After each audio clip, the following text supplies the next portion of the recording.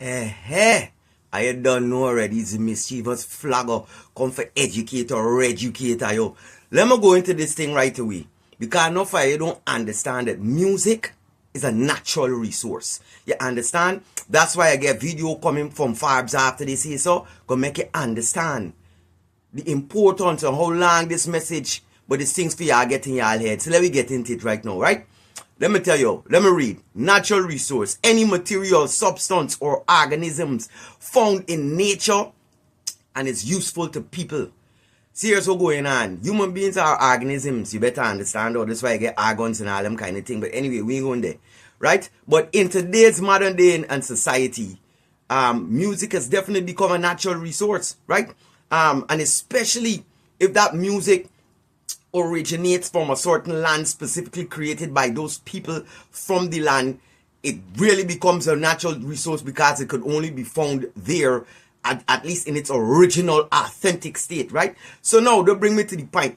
Just imagine and put in your head Beenie Man, Buju, Bounty, Vibes Cartel, and then if you go back to all of the legends, let me take Bob Marley, Peter Tosh, the countless list of those who have used reggae music from Jamaica to make it a natural resource for even tourism, business, and so forth. Imagine the money that they make in them places where certain artists are able to donate to hospitals, schools, or even your own personal venture or business, right? So it is a natural resource, right? Bob Marley, for example, because of his success and the resources he got back from music, was able to invest and got Tough Gang Records, which still exists today and is a foundation in Jamaica independent record industry, right? So these are important things to not just fly past when man talking. So you got to know, right?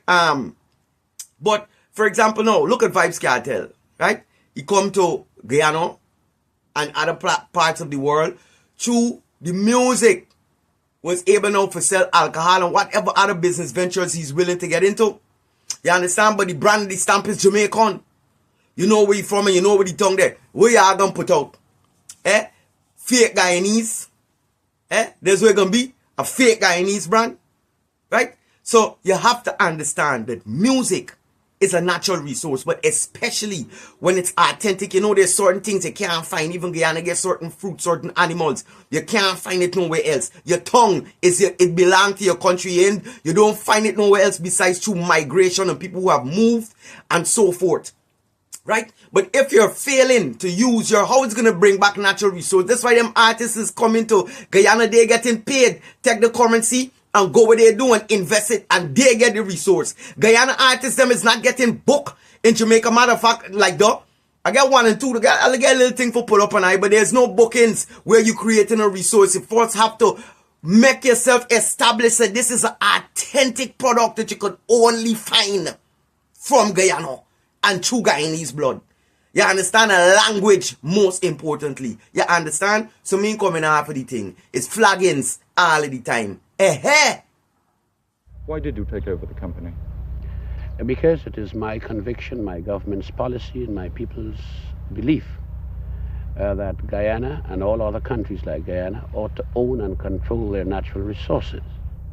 These resources in bauxite, which are some of the richest in the world, in quality and in quantity, have been exploited by outsiders, and we have got the minimal benefits.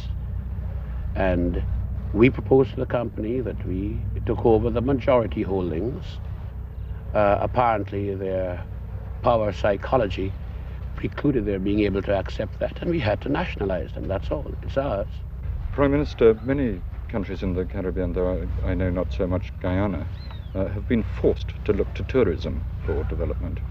Do you see tourism as a helpful development? Well, every country must use what resources it has.